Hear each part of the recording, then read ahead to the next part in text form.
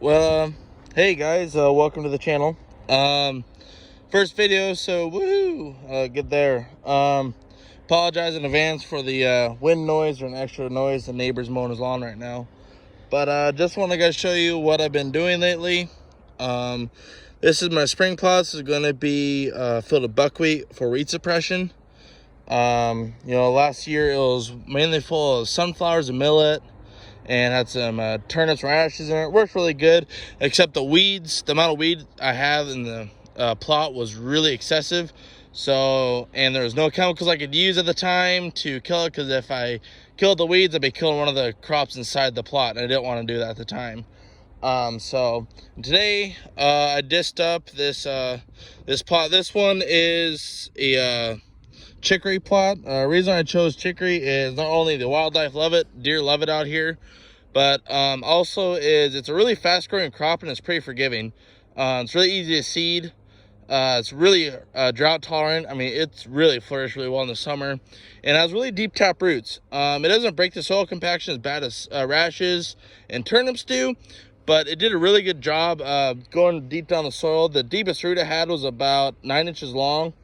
As you can see, I mean, these are some pretty good sized little tap roots, so tons of organic matter. I came in here late last night and ripped it up.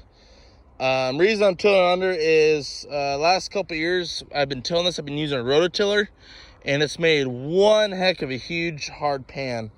And when I was ripping it last night, I could definitely feel how hard this ground was.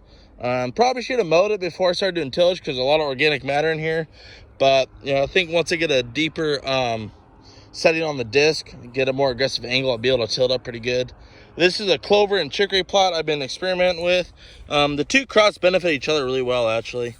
As you can see, you can see how hard these roots are. I mean, look how shallow they are. I mean, they're not getting very deep. Granted, the clovers don't have very deep root systems as it is, but I mean, look how hard the soil is.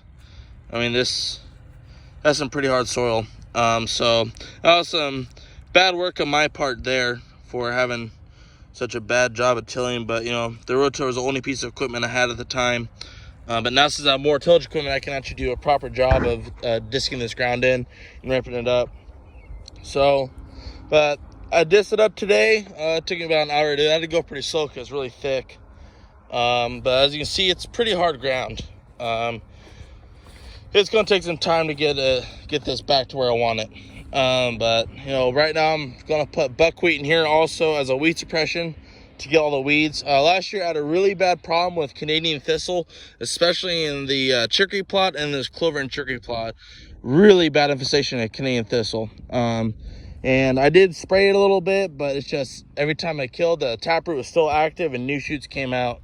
So it's a really hard weed to get rid of once it starts to get pretty tall. Once it's around 4 inches or so, it starts to grow like wildfire. Anyways, well, this is my winter plot. As you can see here, this is a mix between oats and Austrian winter peas. As you can see here, these are the winter peas here. They're growing really well as it is. These are oats here. A lot of weeds. I got some vetch. I got some clover and chicory in here too. This used to be clover and chicory also. Some alfalfa in here, but the alfalfa didn't survive. My pH was way too off balance, and I didn't look at it right when I applied the alfalfa seed down when I originally tilled this. But this is a pretty good cover crop as it is right now. It's doing a pretty stellar job. So I'm going to let this grow all summer, and what I'm going to do is I'm going to mow it down a couple times to keep it regenerating itself. Some of you know, peas are a nitrogen fixating plant. They're a legume. So they put nitrogen back in the soil, and oats are a pretty forgiving grass crop that does not rob a lot of nutrients from the soil.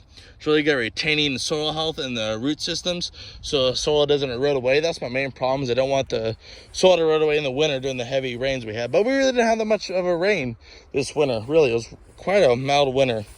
But I'm going to be fertilizing this in about another week or two. I'll be putting triple 10 down. I could go a little bit higher to triple 12, but I don't need it. But triple 10 will do just fine for what I need. This plot right here is about 3/4 of an acre, so I'll be putting around probably 250 pounds of fertilizer on here with a broadcast spreader. But that's what's going on now. I'm going to take the tractor up with a disc. Going to go to the upper plot and till that in. That's some virgin ground right there. Granddad and Dad used to raise cattle in there. There's never been any crops in there, so the ground is pretty hard. It was full of blackberries and canary grass and all sorts of yummy stuff, so that's great. So that's what I'm doing here. So stay tuned for more videos. I'm hoping to be disking this plot again tomorrow and we getting the seed drill hooked up on the big tractor so we can start getting that buckwheat seed before the rain comes this weekend. So stay tuned, guys.